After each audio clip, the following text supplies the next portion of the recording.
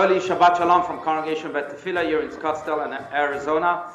And of course, a very happy Yom Yerushalayim, a happy Jerusalem day as we celebrate today the liberation of the holy city of Jerusalem in the miraculous war of 1967 and the return of this holy city to its people, the people of Israel. So friends, they say that there are three types of people in the world. Those who know how to count and those who don't know how to count. You get it? But today I want to speak about a very specific type of counting. You see, in this week's portion, the portion of Bamidbar, God commands Moses to count the entirety of the Jewish people. But God also tells Moses that there is a tribe that ought to be counted alone, separately. Which tribe? The tribe of the Levites. Why did they deserve this honor, this distinction of being counted alone, of being given that attention entirely just to them?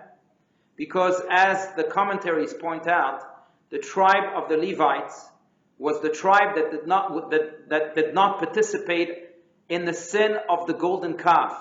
That sin, when the Jewish people are waiting for Moses to come down from Mount Sinai, build for themselves a golden calf. And they started worshipping this idol, this golden calf.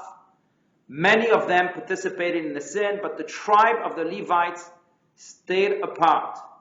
They refused to join in the sin, and therefore now, many years later, they are given that distinct honor to be counted alone, that Moses would give them his undivided attention.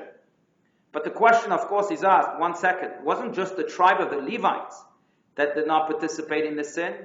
There were many other Jews who did not worship this golden calf. In fact, only 3,000 died in that plague that followed the golden calf as a punishment for those who sinned. So only 3,000 apparently sinned. Not too many Jews. There were many other Jews other than the Levites themselves who did not sin. So why did they not receive an honor? Friends, the answer, I think, speaks to the very heart of what it means to be a true leader. You see, it's true. Many Jews, including the Levites, did not participate in the sin of the golden calf. But when Moses came down the mountain, furious at the sight of Jews sinning and worshipping an idol, which again goes against the very heart of Judaism, that goes against the second of the 10 commandments, Lo yeh lecha elokim acherim, you should not have any other gods. Moses then shouted to the entire assembly, Mi la Hashem Elai, who is to God, who is devoted to God, come to me. Who came? All those who did not participate in the sin? No. Who came to him when he shouted that? Only the tribe of the Levites. As it says, Vayasfu elav kol bnei Levi. Only the children of the Levites themselves, gathered and went to Moses to stand for God, to stand for his honor, to stand for all of the principles of Judaism, to stand for Judaism itself. See, there are two types of leaders. There are leaders that, of course, will not do any bad. There are leaders who will encourage even goodness to happen. But when it is asked of them to be active participants in making good happen, to take a lead, to truly involve themselves and devote themselves to a good cause at all cost, then they'll remain silent. Then they'll stand aside. They didn't commit any bad, but they were too passive to be true leaders. Because the second type of leaders are those true leaders. Those leaders that do not just remain silent when evil happens, but quite the opposite, they fight it actively. They devote themselves, dedicate themselves with conviction and determination to everything good under the sun, even at the cost of their own personal comfort, even sometimes of their own personal lives. And that's why the tribe of the Levites were counted alone. Because when Moses shouted, Mi la Hashem Elai, who will take this active role in standing up for God? Only the Levites came. They were the ones who showed the Jewish people what true leaders really mean. You know, it's interesting. But there's a great difference between the American law and the Jewish law when it comes to the Good Samaritan law. Know that here in America you have the Good Samaritan law, where it teaches that if I see something evil happen in the streets, then I can get involved. And if I do decide to get involved and something happens to me or I break the law in the process, I believe that's also part of this general description, then I am exempt from any penalty because I took the decision to get involved in correcting the bad and doing good. In Jewish law, it's very different. In Jewish law, we are taught in the book of Leviticus, Lo ta'amod al dam lecha. If you are walking in the street and you see evil happen, you have no choice. The Good Samaritan law says that you do have a choice. You can get involved or you can not get involved. Jewish law says you have to get involved. You shall not lo ta'amod al dam lecha. You cannot stand as the blood of your brother is being spilled.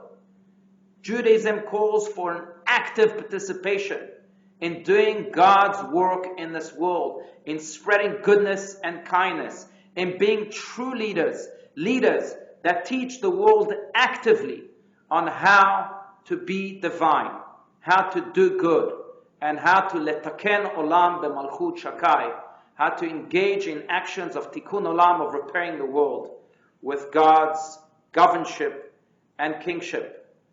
Friends, I'm reminded of the story that was shared by the late Lubavitcher Rebbe about the Chafetz Chaim, Rabbi Yisrael Kagan, one of the giants of Jewish history in the early 1900s, who once sent a delegation to speak to the Prime Minister of Poland after he had issued a very bad decree against the Jewish people in Poland.